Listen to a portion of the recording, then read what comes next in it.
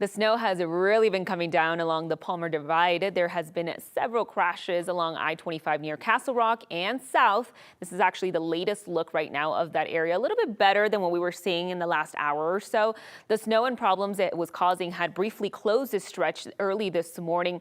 But it's a different view just a few miles north. This is a live look right now of downtown. Still no snow, Chris.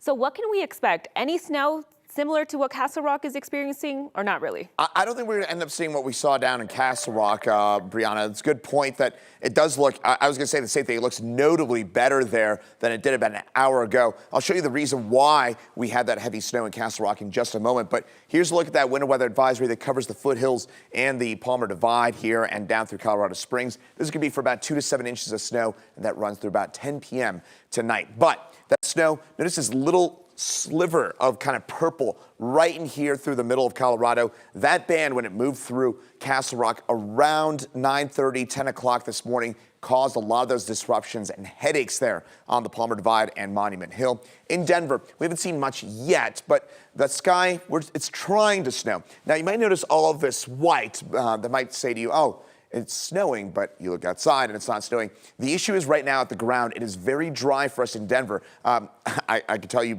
firsthand, I've been using chapstick all day long. I'm sure a lot of you might be as well. And that's because that the surface is very, very dry, and that's making things very difficult for that snow to actually reach the surface. And that said, down here into southern Colorado, where you got a bit more low-level moisture, that's why we're seeing some of that snow and heavy at times snowfall. In fact, South Colorado Springs, my guess is we're talking about inch-per-hour snowfall rates. So avoid I-25 from Colorado Springs on South Fountain Fort Carson down through Pueblo. That is going to be a rough drive for you over the next hour or two.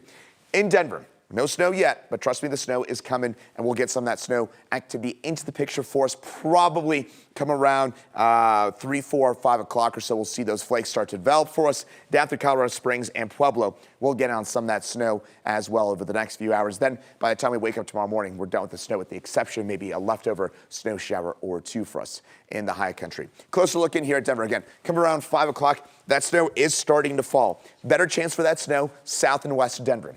Getting our winds out of the north-northeast. That is an upslope wind. But for us in Denver, we're right on the border of getting on some of that moisture. It looks like it's going to be mainly south and west of Denver that this will, that's where we see those impacts from that storm. 1 to 4 inches of snow likely above 6,000 feet, including some of those foothill towns west and south of downtown Denver. Now, in town, probably an inch or less of accumulation, but you get up into the foothills, Evergreen, Conifer, Bailey, down through Castle Rock. That's where we could be talking about a couple inches of that wet accumulation.